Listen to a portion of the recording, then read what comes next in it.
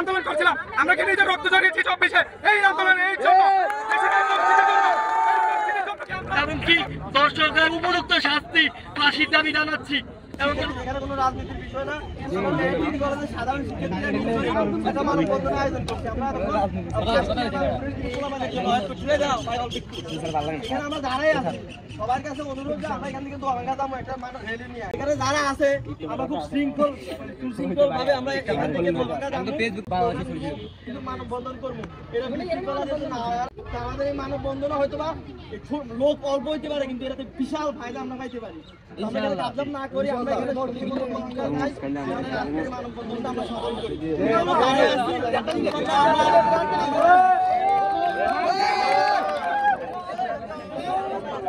যারা স্বর্গগত তারা এখনো জানে স্বর্গের চেয়ে প্রিয় জন্মভূমি এসো স্বদেশ ব্রতের মহাদ্বীপ।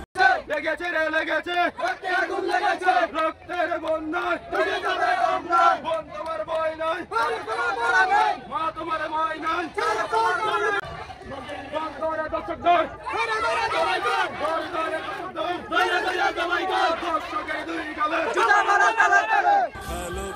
সেই মৃত্যু জয়ীদের চরণ চুমি, যারা জীর্ণ জাতির বুকে জাগালো আশা, মন মলিন মুখে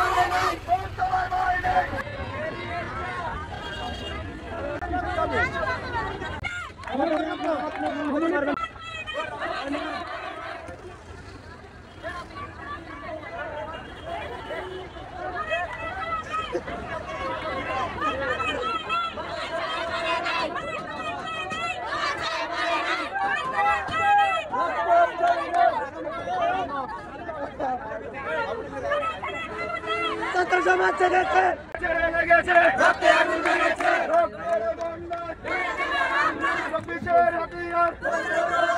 দর্শকের চামড়া আমার সোনার বাংলায় দর্শকের ঠাঁই নাই, দর্শকের চামড়া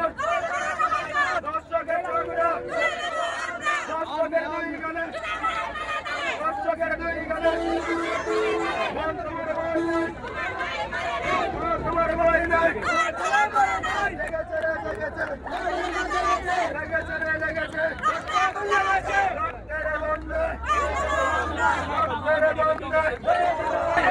ছাত্র সমাজ ছেড়েছে,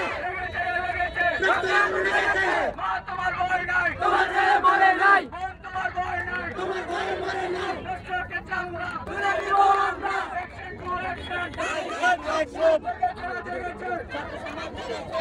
তোমার ভয় নেই, তোমার ভয় নেই, দর্শকের চামড়া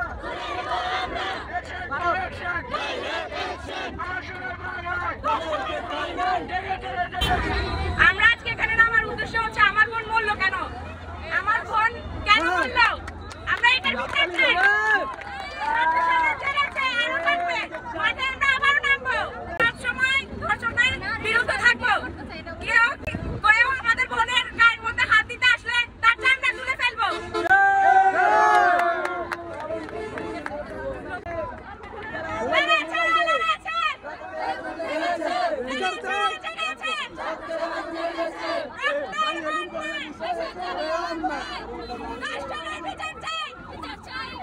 মানে এত দর্শন চলছে, তারপরে এর বিরুদ্ধে কোনো অ্যাকশন নেওয়া হচ্ছে না। পুলিশ প্রশাসন কি করছে এর বিরুদ্ধে?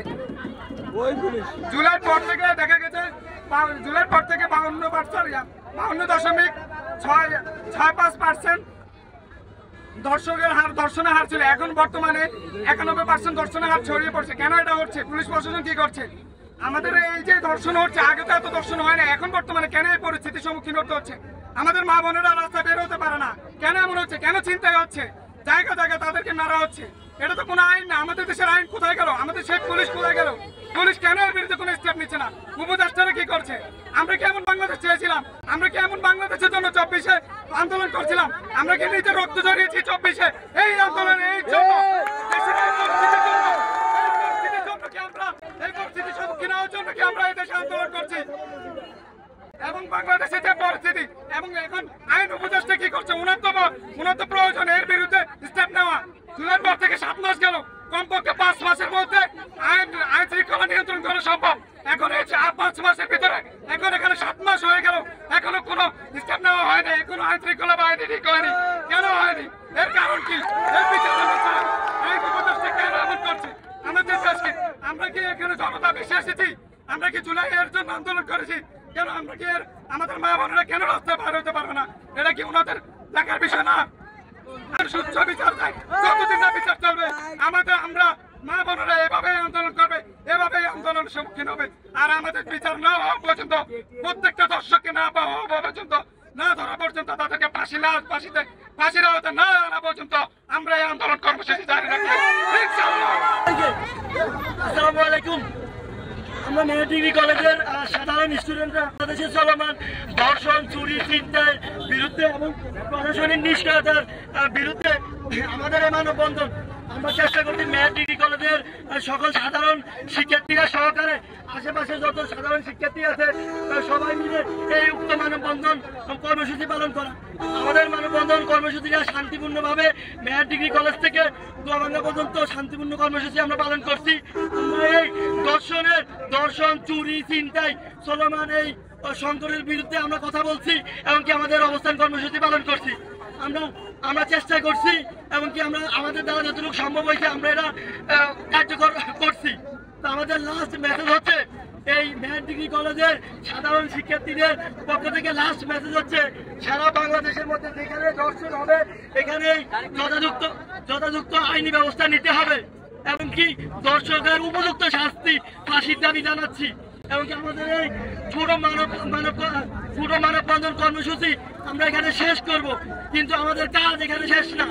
এই ঘটনা যদি বাংলাদেশে হইতে থাকে আমরা বৃহত্তম ভাবে আন্দোলনের ডাক দিব শাস্তি থেকে সারা বাংলাদেশের মধ্যে। আমরা এই আন্দোলন, আমরা চাই আমাদের মতো সাধারণ স্টুডেন্ট সারা বাংলাদেশের মধ্যে আন্দোলন চলমান থাকুক। আমাদের এই মানববন্ধন কর্মসূচি আমরা শান্তিপূর্ণভাবে করার চেষ্টা করছি এবং কি আমরা এখানে সাই দিব। আমাদের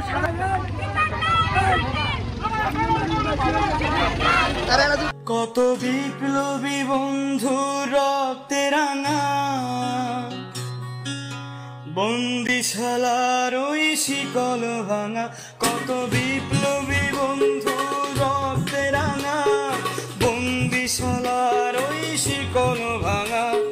তারা কি ফিরবে আর, তারা কি ফিরবে আর সুপ্রভাতে?